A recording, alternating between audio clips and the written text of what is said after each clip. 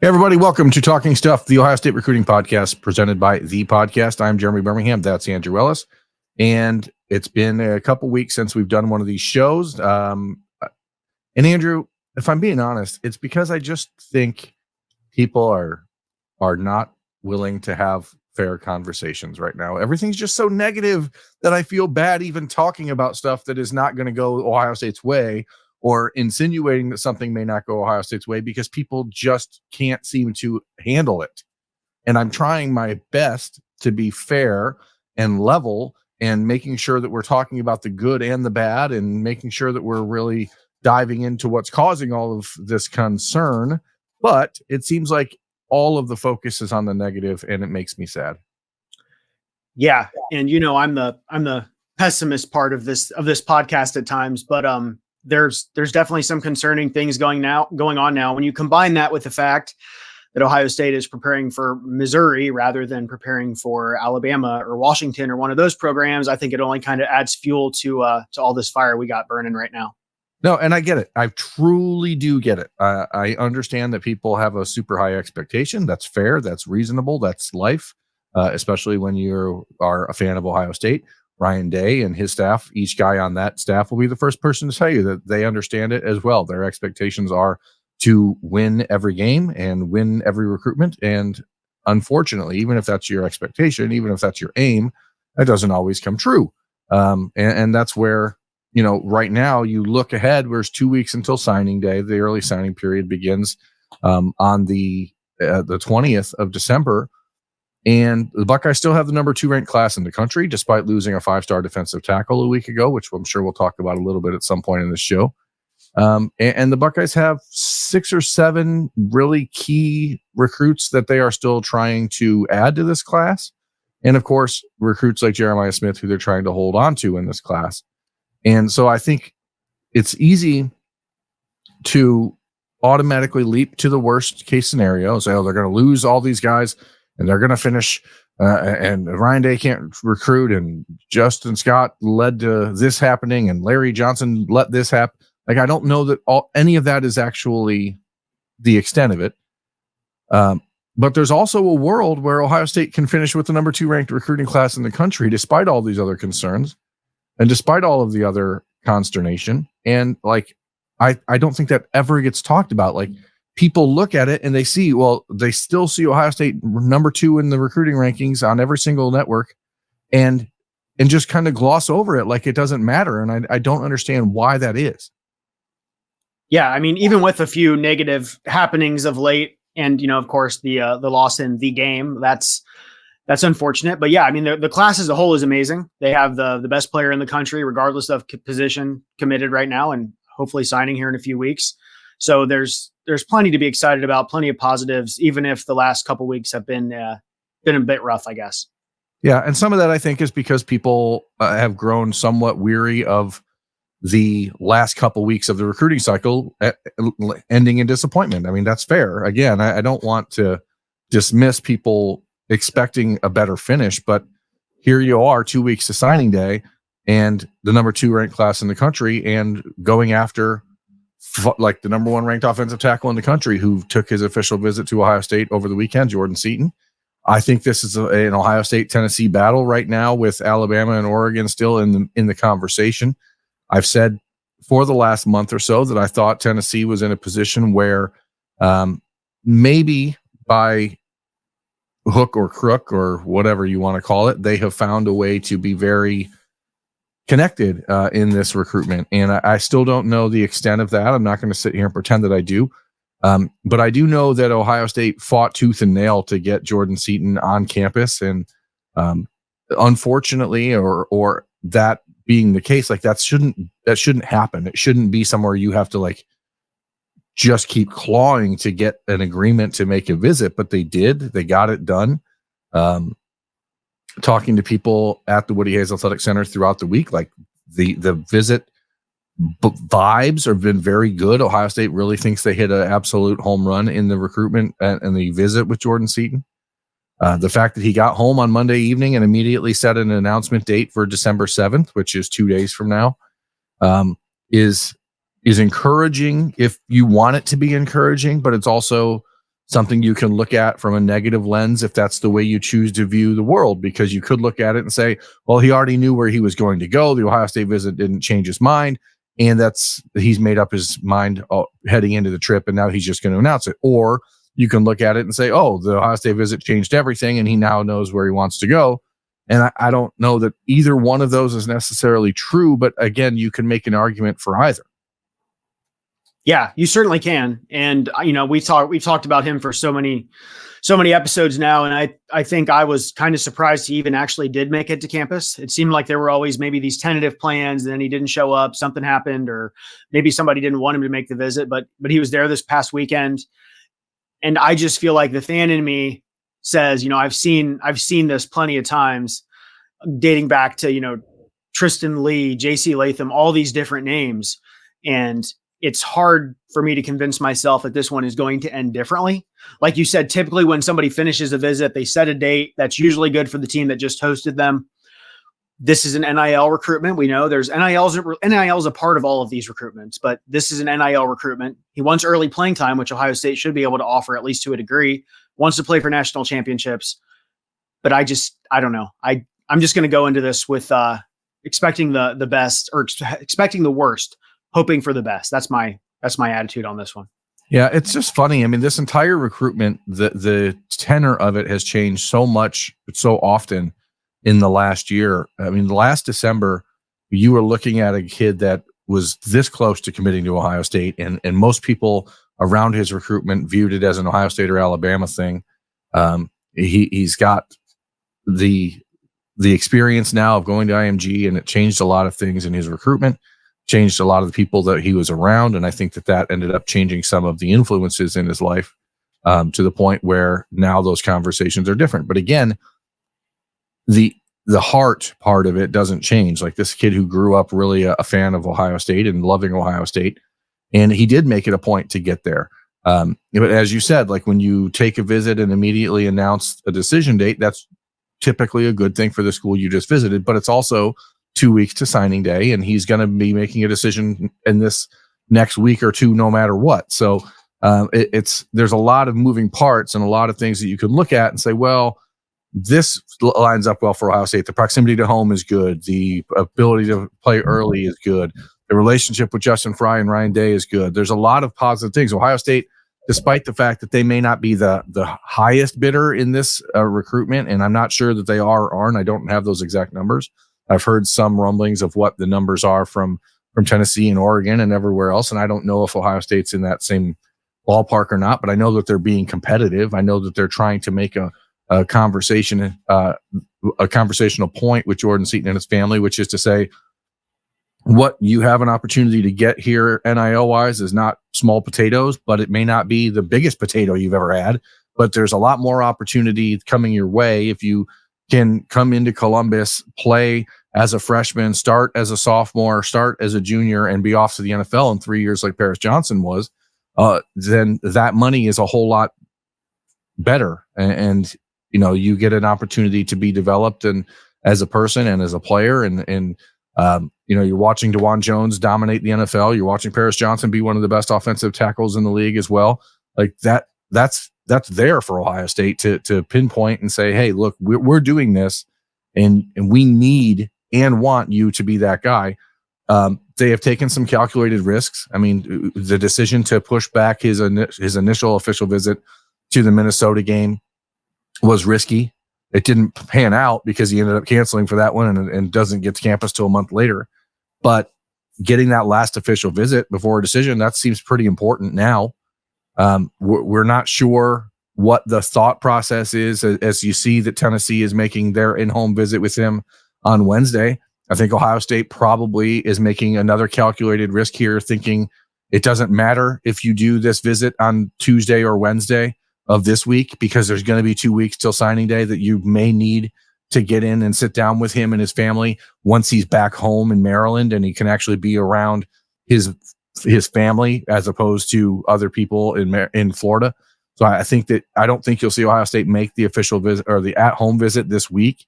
But again, I think that's a calculated risk that on their part, they are trying to sell that this is a genuine relationship that is based on true intentions and true opportunity rather than what person may or may not be whispering in someone's ear. Yeah, I'm with you on that. And like you said, I mean, regardless of what happens on Thursday, there's still going to be about 2 weeks left. Last I had seen before he announced this commitment date, he was still planning on getting back to Oregon before signing or before making a commitment. So the timing of it is strange. I don't think it's going to be over on Thursday, whether he picks Ohio State or whether he picks Tennessee or Alabama or Oregon. But the fan in me is just going to go in this with very low expectations and hope for a surprise. Yeah, and I think that's a fair way to handle it. I honestly, that's the way you should handle it. This is a recruitment that for the last 8 months seemed like there was no way in hell Ohio State was going to be the choice. So if they are, and I don't like percentages, but if they're a 45% chance choice on Thursday, that's a significant shift from what it was months ago. So you don't know what happens in the next 2 weeks. I'm not going to sit here and make a prediction. I do think it's an Ohio State Tennessee battle, and we'll figure that out on Thursday at some point. There's not a time that I've seen for that announcement, but just keep tuned, I guess, on Thursday. We're not going to do talking stuff on Thursday because we're doing it now. If Jordan Seaton does pick Ohio State, we will certainly have a breakdown of what that means and all of that on Thursday. But there are visits coming this weekend to Ohio State. The Buckeyes only hosted Jordan Seaton this past weekend for his official visit. This weekend will be a little bit different. One of those guys that we're expecting to see in Columbus for the first time is Carlon Jones, Bay City, Texas, 3-star defensive tackle, 6'3", 295 pounds. He's a guy that recently decommitted from Nebraska, has scheduled a trip to Ohio State twice already that has been changed. I found this on the web for Bay City, Texas, 3-star defensive tackle. If you are, I'm not sure what was going on there. My phone was just talking. Did you hear that? I did. Yep. I'm trying to give you directions to Bay City, Texas. It seemed like that's wild. I guess Siri was trying to get involved in the show. Very cool. Anyway, Carlon made 2 other planned trips to Ohio State, and both of those fell through. First one because of a game that he had to play in the playoffs. Second one because he lost his game before and ended up in the hospital with a health emergency. So he has told me he is returning or is making the trip this week.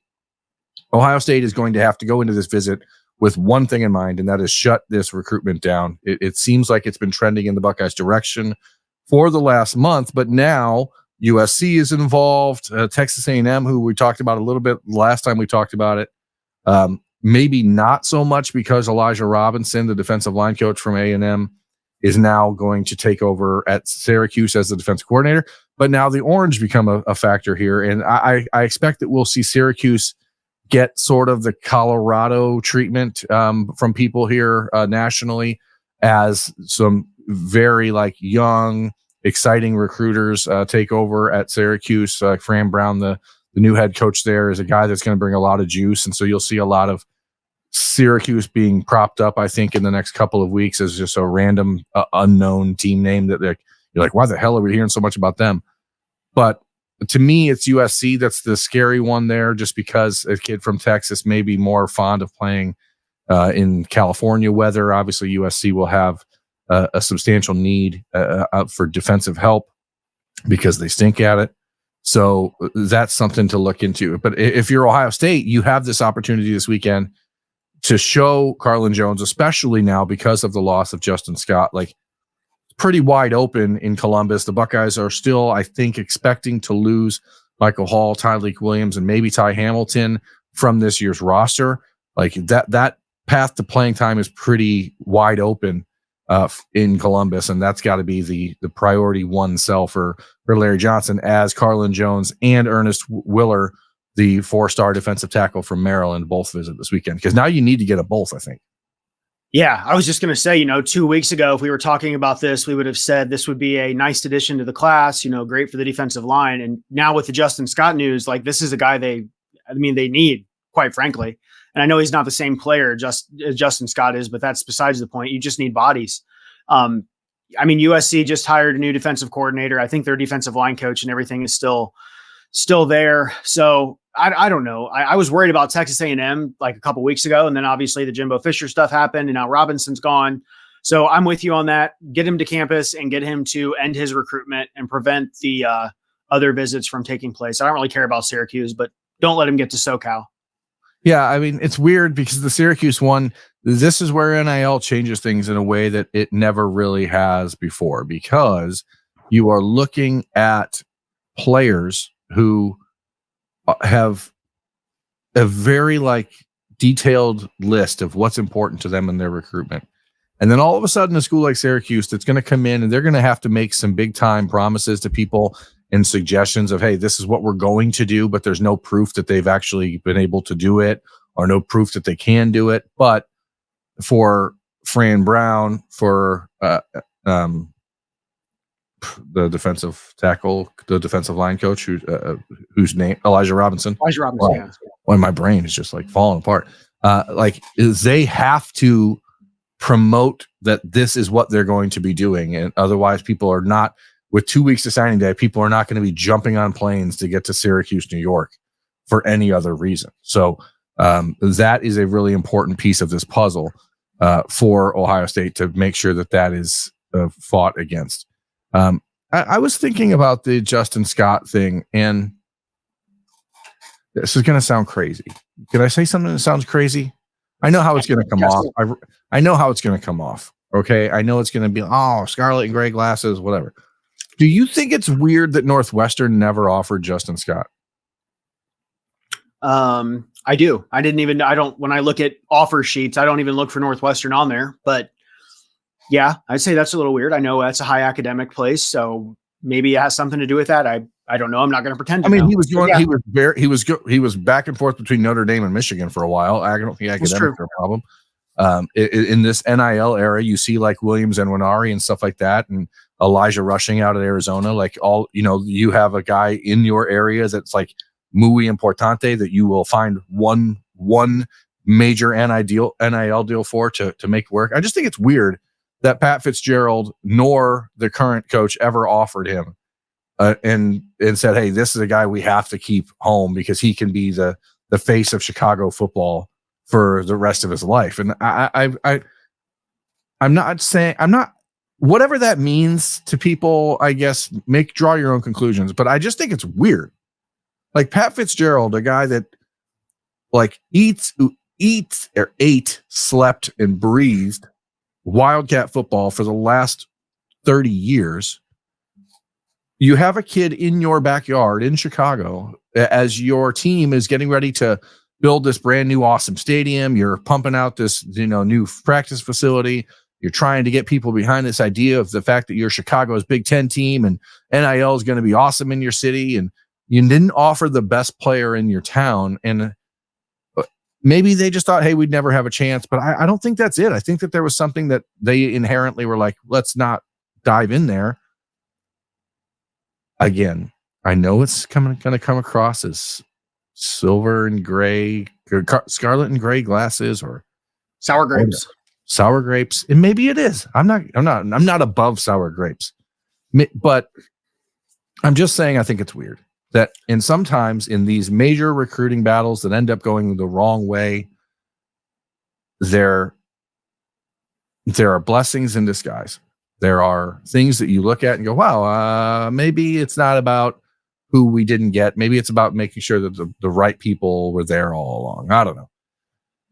We could talk about that all day. I just thought it was weird. I was just thinking about it the last couple of days. I'm I don't think they ever offered him. And then I've looked on all of the profiles and I don't see Northwestern on there. And I would imagine that no one would be able to convince a kid that the value of Chicago and the value of Northwestern more than Pat Fitzgerald would have been. And you probably could have just given him every cent of your NIL money. And the city of Chicago probably would have found a way to bankroll it. I don't know.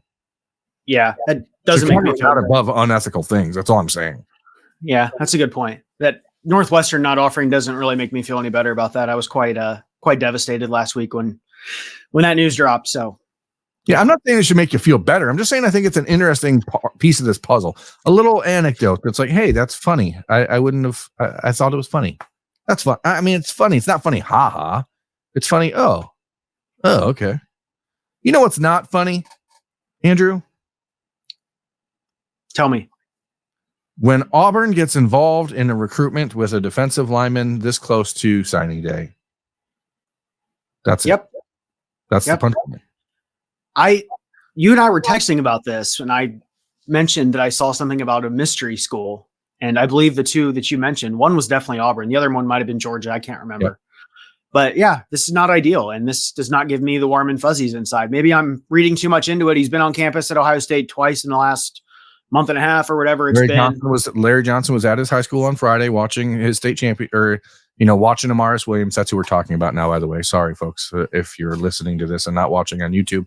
Amaris Williams, 4-star defensive end, Clinton, North Carolina, major priority for Ohio State. We thought this was going to be like kind of a slam dunk for the Buckeyes in the last couple of weeks when the Tennessee official visit was delayed and to this point hasn't happened. And then all of a sudden, because this is when the times get desperate for people, and when desperation comes, bigger money comes. When bigger money comes, decisions get changed, minds get changed. And now there's talk about visits to Auburn and potentially Georgia coming up for Amaris Williams. And that is when things get weird, because the Tigers have a lot of money and they're not afraid to use it. So yeah, there's talk right now. There's talk right now of Auburn flipping KJ Bolden. I just saw that before we hopped on here. So that just tells you, like, this is not ideal. Yeah, KJ Bolden was in the plains on Monday. So like, and this is happening under the radar. It's a weird thing, my friend, a weird thing. But the question is, outside of retaining Jeremiah Smith and obviously the conversation about Jordan Seaton, I think there's an argument to be made that Amaris Williams is the most important remaining piece of the 2024 recruiting class for Ohio State to add, because again, we are sitting here on December the 5th as we record this, and there's one defensive end in this class. Ohio State just lost Omari Abor to the transfer portal. We don't know what's going to happen with JT Tuimoloau and Jack Sawyer. Don't know if Mitchell Melton is going to come back and try for his 5th year. There's so many question marks. And you are sitting here with one defensive end, and it's Edric Houston. And yeah, he's going to be a really good one. But where are the other defensive ends? Because Ohio State has not decided to make a move on a player like J.J. Hammonds down at Wayne High School in Huber Heights. They have not decided to make a move on Dominic Kirks up at in the Cleveland area, committed to Washington. So where are these defensive ends? Or are they just saying, hey, we're just going to wait until the transfer portal and see what happens with Jack and JT, or if Amaris says no, because there's not any other offers going out. So like, do you look at the fact that no other offers are going out as a matter of them being confident? Or do you look at it and say that they're just throwing their hands up? Like, I don't know the answer to that. Yeah, that's the main reason that I still have some optimism, is just that there's not a bunch of other 2024 defensive end offers going out. So I guess that's the glimmer of hope that I have here. It was just so weird that he kept referring to this mystery school. Like, why the hell not just say, hey, Auburn is this other school? I thought that was kind of weird the whole time, but I don't know. I would not be a fan of him making a late trip to Auburn or to Athens. And as of today, it's last thing I saw, it sounded like that was definitely a probability, or possible. So yeah, I don't like it.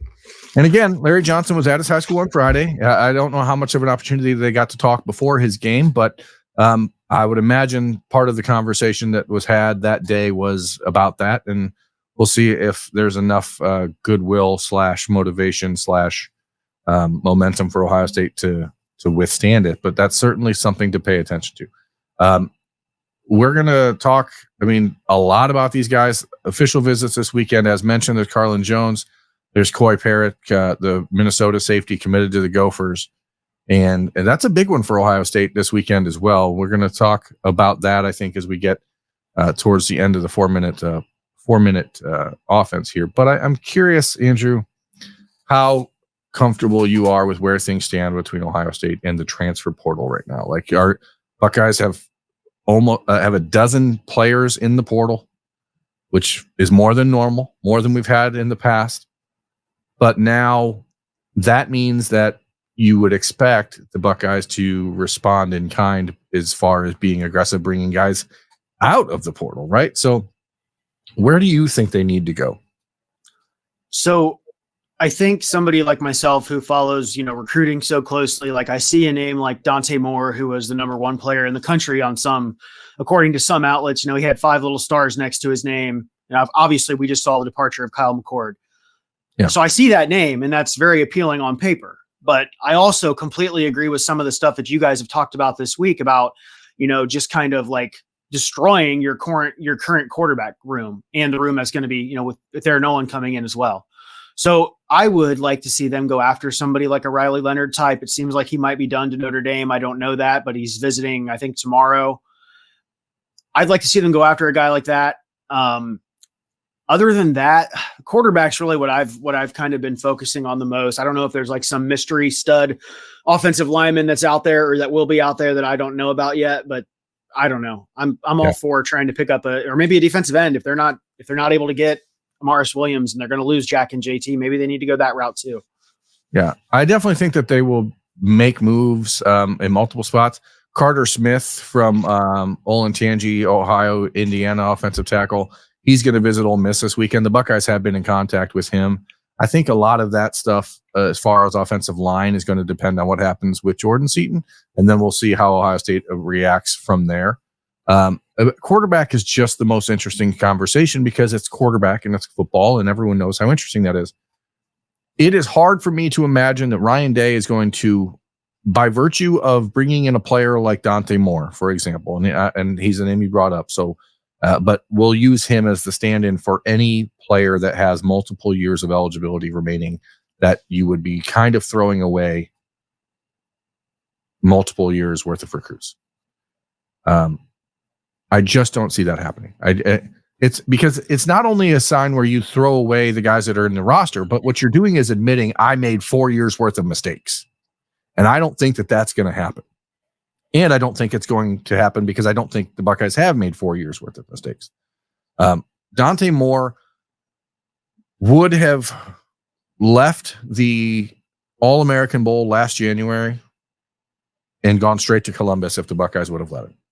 Instead, he went to UCLA, where he had already signed. He would have transferred to Ohio State last January, from what I'm told from multiple people, if the Buckeyes would have allowed it, if the Buckeyes would have wanted them to. But because the Buckeyes had already signed Lincoln Kienholz, there was a very strong opposition to doing that to a kid who you'd already signed, like Lincoln. Lincoln's still there. Devin Brown's still there. Devin Brown, as we record this on Tuesday night, he tweeted like an hour ago a picture of some burning boats in a harbor. And people will think about that however you want. I think I know what it means, but it's funny. Devin appears like he's in it for the competition. Lincoln Kienholz, I know he's in it for the competition. Aaron Nolan is going to be in it for the competition in a month. If you say to all three of those guys, we are bringing in someone else to compete with you that could be the starting quarterback here for multiple years, I think you risk losing all of them. That is not going to happen. Now, there is, I think, a different conversation to be had for a player like Riley Leonard, who I for some reason, there appears to be some mixed emotions about Riley Leonard as a prospect. I don't know where that comes from. The NFL guys rave about Riley Leonard, and if you watch what he did at Duke, of all places, he made them a competitive football team. Like that's enough, or should be enough to show you what he can do.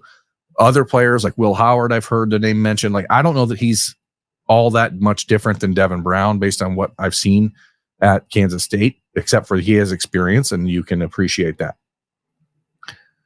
Cam Ward, that's one people want to talk about, and I understand he's dynamic. He's a really fun player to watch. I've heard conflicting things about Ohio State and their interest in him. I've heard that they have been reaching out, but it's not necessarily been the people that you would expect to be reaching out, like, Ryan Day, for example. I don't know that the Buckeyes believe entirely that he's the guy that they could count on. But they're going to have to do something, because the current situation opens the door for that discussion, and I think they will make a move. Now, the question is, if you do that, if you brought in Riley Leonard, does Devin Brown's tweet change? Does Devin Brown say, either way, I'm here through the spring and I'll compete then? Or does he say, I'm here to compete for the starting job next year? I think you have to have those conversations, and I think Ohio State probably has. But how that goes from here, I just don't know. They will definitely look for someone at linebacker. They will definitely look for a safety. They will definitely look for help on the defensive line at defensive tackle. Almost certainly, they've already offered a defensive tackle, the kid from Middle Tennessee State who transferred. But there's a lot of moving parts. They could even, I think, end up looking for a running back, depending on what else happens at that position. Now that Evan Pryor's in the portal, now that Mayan Williams is off to the NFL, if by some chance Travion Henderson and Chip Trainum and Dallin Hayden, who all could leave for separate reasons, you don't know what's going to happen. You have 3 freshmen committed. If everyone signs, with Jordan Lyle obviously up in the air because Miami's still going after him. So, you could end up needing a running back. You could end up needing a wide receiver. If something happens with Jeremiah Smith, you could end up needing 2 receivers. If something happens with Jeremiah Smith and then either Keon Graves or Kojo Antwi decides to leave or something, there's a lot of moving parts here. And there's almost 1,000 kids in the transfer portal in 2 days. And this is going to be football from now on. I think you're going to see a significant shift in Ohio State's approach in the portal from the last couple of years, where it was pick 1 or 2 guys to fill a spot if absolutely needed, to now realizing that you may need to replenish and replace 10% of your roster every year by the portal. And that's a whole different ball of wax than it used to be. Yeah. The biggest thing I want to see is against Missouri, I want to see a lot of Lincoln Keenholz. And I know Devin Brown, we've seen more of Devin Brown so far, and they're both going to play. But I want to see what he can do. I genuinely want to see that. And regardless, he could throw for 600 yards against Missouri, and they'd probably still, go after somebody in the portal. But I'm with you on Riley Leonard. I think people saw his passing touchdown numbers through the games that he was in, and it wasn't eye dropping or anything. But he may surprise people. Duke does not exactly have a large number of wide receivers. That's true, but he's athletic. He can run, he can move. He's, there's videos of him dunking and stuff like that. That would be my number 1 guy. And then if Michael Pratt from Tulane were to enter the portal, he'd be right up there with me. I was enamored with Cam Ward at first, and then I think it was Landis that was talking about all of his fumbling and stuff. So I looked into that more, and it's concerning. So he's probably got a sky high ceiling, but his floor is quite low too if he's turning the ball over 70 times or something ridiculous like that. I think with Cam Ward, that's exactly right. He is an extremely dynamic player, but I think his highlights are really, really good, and I'm not sure the rest of his film is, and that's something you have to consider. That's not to say Ohio State still wouldn't go after him, but who knows? Who knows? Quarterback is, again, just going to be a spot that's worth watching, but I don't know that it's something that people should panic about one way or the other, because I really do think Ohio State's comfortable with a group of Devin Brown, Lincoln Keenholz, and Aaron Nolan, but I think you would like to have a little bit of insurance / security with a more veteran guy.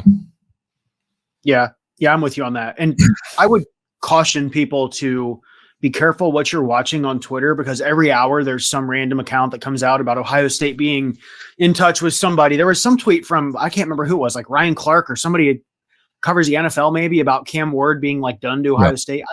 It's what the hell are people doing? So I don't know. But the one I'm referencing there was that one about the Ohio State being in touch with the Maryland linebacker whose name is slipping my mind. Jashawn Barham. I would be all in favor of that. Like you said, linebacker's probably a need. I didn't think about that one at first. But it's just so hard to keep up with this stuff. Yeah, Ohio State's going to look at a lot of linebackers for sure. Barham will be one that they evaluate. I'm not sure if he's the right fit for what they want. Maybe not the.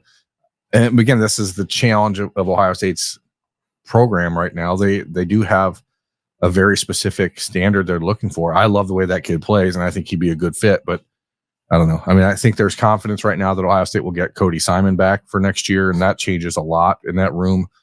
Because you can now run Cody Simon with CJ Hicks, but you still need depth, especially with Reed Carrico entering the portal, and just not a lot of depth there to begin with. So it's going to be interesting. The bigger questions I think people will still have about the portal will be on the defensive line. I think that there will be some questions about people making random off-putting tweets about respect and stuff like that Jermaine Matthews has been putting out there. And you see Cam Calhoun, his former teammate at Winton Woods and now a freshman at Michigan, tweeting at him with the eyeball emojis, and I don't know what the hell that means. I asked Jermaine straight up, and he said it wasn't about money or anything like that. So think it's a kid who just is looking for a way to motivate himself, probably, and keep himself going. As he, is in a position in a few weeks potentially to be lined up for a good part of the game in the Cotton Bowl against Luther Burden, one of the best receivers in the country. So if you want respect, that's the best way to get it, I think, as opposed to tweeting through it. But that's the world we live in now. So I love Jermaine. I would just, I'm not sure exactly what he's trying to get across there, but we are in a different world of college sports. And I don't think, and this is going to sound crazy when I say it, but I don't think that there's a single player on the Ohio State roster that is 100% guaranteed to return to Ohio State next year. Like, we just don't live in that world anymore. And you don't know what is going on and what is being discussed behind closed doors. Obviously, there's a hell of a lot of tampering going on throughout the portal and throughout different back channels. And it's just a wild time, man. I talked about it a little bit on the Roosters show on Monday. And I think it's just really, really bad for college football. And I certainly hope that they find a way in the next, short order to correct this chaos, because it is not good. Like, I don't even know why the portal has to be open now. And I know that people say, we got to get kids into their class in January. Nobody goes to class. Like, what are we talking about? Like, let's run the portal from January 15th to February 1st. Okay. Or January 1st to February 1st. Stop doing this stuff in December. There's so many other things going on. Or move the early signing period to August and keep it in August and February. Do something. This is insane to have all this stuff going on at one time. Insane, Andrew. It's insane. Yeah, I can't keep up with it all. I think moving the early signing period up is what my preference would be, but who knows if that ever happens. Of course, it will never happen. The NCAA has no clue what they're doing. No clue at all. NCAA. Moving on. The 4-minute offense. Here we are. We're at 37 minutes or so of this episode. Let's see how long the 4-minute offense goes. What's on your mind? Let's just get it out. Just vent. So there's been some positive Twitter buzz with Kingston Viamu Asa's likes or retweets or whatever. I haven't really looked at it in a couple days, and I try not to look at it at all, but I can't stop myself. Why is James Laurinaitis not on the staff right now so he can go out on the road and possibly make this happen between now and the early signing period? Don't you think that would make sense, or is it just not happening because we still have a bowl game, or where are you at on that? I think, number one, I think it should happen now. Okay. So let me be very clear. I think it should. Now, the question is, why hasn't it? I don't know. If you look back to the 2021 season, when Ohio State knew they were going to be making some changes to its coaching staff, all of that happened after the bowl game. And maybe that's just the path Ryan Day wants to take. If that's the case, I guess I understand it, because you're trying to win this game despite all of the changes and everything else that are going on in your program. You still want to win this game. But the simple truth is that you have 2 weeks right now to get James Laurinaitis on the road to have a conversation with Kingston Viamu Asa and his family in California at their home. Do I believe that they would 100% take the at-home visit with Ohio State? I don't know that they would. I know that the relationship between Viamu Asa and James Laurinaitis is as good as it gets. And I know that Ohio State is doing itself a disservice by not having a long-term plan with Laurinaitis in it that they can present to Viamu Asa and his family to say, James is going to be your coach. Because if I'm Marcus Freeman, which I'm not, he's way better looking than I am.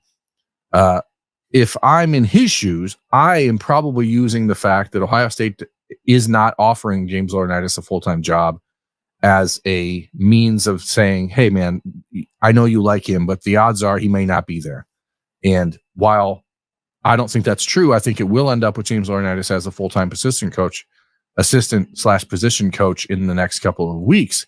Like, you still only have this small window of time to get it done before signing day. And that just makes no sense to me why it hasn't been done already, especially because it's different than any other potential coaching change you may make, in that Parker Fleming is not really intimately involved in any of the current recruitments that need to happen and be locked up and signed in the signing period. He coaches special teams only. And so you're not like putting anything really at risk, because you have Keenan Bailey and other people on the staff who can work with the special teams units. It's not like quarterback, for example, where Corey Dennis's contract will expire after this year, and you're not sure exactly if Ohio State's going to retain him or not. But you don't want to maybe make that move now, because you now have 2 weeks to get Lincoln Kienholz and Devin Brown prepared to try to play a bowl game. Like, I understand that logically. I don't understand it with the Parker Fleming thing, and it's a little surprising that hasn't occurred to this point for Ohio State, especially since they're not in the playoff. I just don't get it. Right. Exactly. I'm not going to talk about Jeremiah Smith. We've talked about that enough. He's visiting Florida State or whatever. Yeah, I mean, it's going to happen. There's still talk about him going back to Miami for another visit. Ohio State, Brian Hartline was in South Florida last Friday, Ryan Day, and Brian Hartline will wait to the last minute to make their at-home visit. And, I mean, again, it's chaos. I understand it sucks, but this, you're holding on at this point. And if you look to Jeremiah Smith and say, here's our wide receiver room next year, it's you and your boys. It's you and Carnell and Brandon running this thing with Bryson Rogers and Noah Rogers. Like, Julian Fleming's moved on. The odds are Emeka Ibuka will do the same. Obviously, Marvin's doing the same. Xavier Johnson's gone. Like, this is your chance, and you are a generational player. You have an opportunity to come in and be a first-day starter, 3 years and out. And nothing has changed. The plan has never changed for Jeremiah Smith and Ohio State. I do think that it's worth repeating, and I know it upsets people, and I'm not meaning to. But like, the comments that people make, who cares? We don't like, it's just stupid. Like, it doesn't do anybody any good. And if it's only being done to make you as a fan feel better that, I'm going to show this 17-year-old kid I don't care about his future, like, just keep it to yourself. It just doesn't do anybody any good. Whatever. Yeah. Anyway, yeah. 2 weeks left of the chaos with that, Yeah, speaking of chaos, you said Jeremiah Smith might make it back to Miami. It sounds like Jordan Lyle is going to visit Miami once again before the early signing period. My, I don't know, my flip meter for that one has kind of been trending upward lately, which I hate, because he's I think he's the best running back they have committed right now. And I love James Peoples too, by the way, but where do you think that one's headed?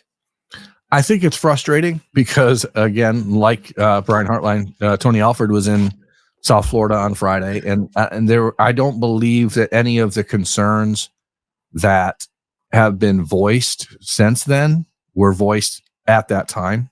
Any of the conversation about visiting Miami or being up in the air where he's going to sign, like, all of those things that were read on Sunday, like, were not talked about on Friday. And so that's extremely concerning. It does feel like one of those moments where, like, you're expecting to get the letter of intent returned on Wednesday, the 20th, and all of a sudden you don't. Like, I could see that happening. But again, the things that are being said directly to the staff are positive and are in the right direction. So, like, this is the question I think that we have to ask ourselves a lot of times now when it comes to recruits. And what you see on social media, what you see in interviews, are they more likely to be lying / telling whatever you want to hear to the media who's got a camera in their face, or to the coach that they've been dealing with for a year? Who are they most likely to lie to or try to placate? Like, that's what I'm trying to balance. And I don't mean like even lie in a negative way, like, not that there's positive lies, but like, I think that there's a tendency for these kids who are not yet ready to be full-time in the media spotlight, when they get put in front of a camera and a microphone and asked leading questions, to say things that will be viewed positively by the audience that they are speaking to.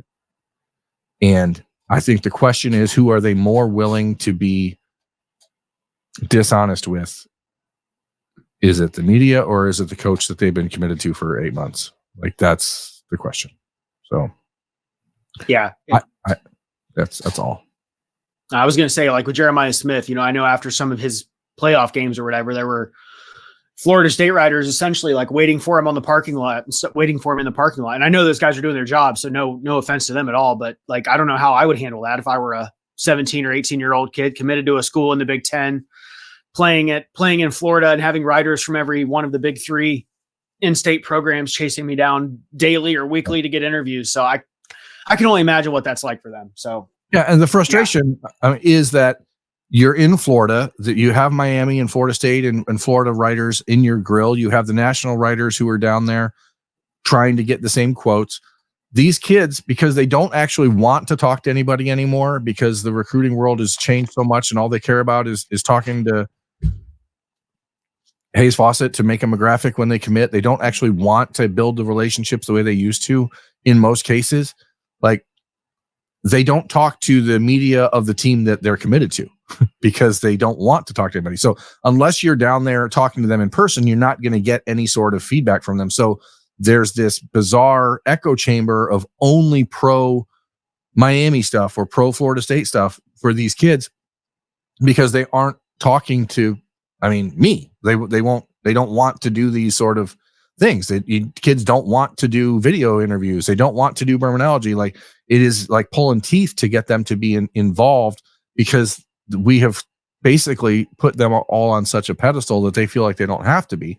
And that's, now you only get that if you're there in person. So being up in Ohio, it makes it a lot harder for us on the Ohio State media side to get these conversations with these kids where they'd actually say something positive about Ohio State instead of it always looking negative and feeling negative, because that's not truly how they feel. It's just what they're being asked to say, and they are willing to say whatever they are asked. And that's kind of a weird challenge. Yeah. It is.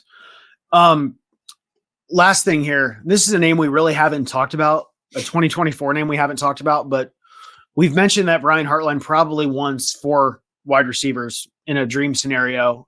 Elijah Moore was one. He's committed to Florida State now. 3 committed.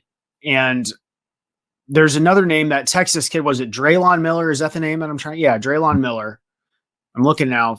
Yeah, number 38 in the Rivals rankings. But there's now some talk about him visiting. I think this is one of those ones that's not going to end until February. I could be wrong. I can't remember what I saw.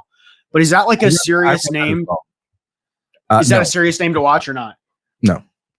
This is a situation that is evolving. Again, some of this may be changed even from the last I heard about this, because I don't think anyone really expected Julian Fleming to enter the portal even as early as last week or as recent as last week.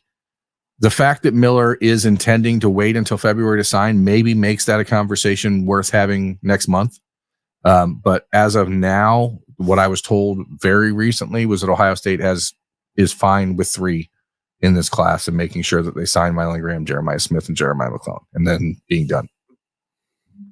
That could change again because, roster attrition occurs, but I wouldn't put any stock in that name. And I wouldn't be surprised if this is a situation where a player being asked about his recruitment is attempting to get some more conversation about him by including a team that maybe hasn't been truly in real contact, or at least substantial enough contact to warrant conversation about a visit, because I don't think that's real.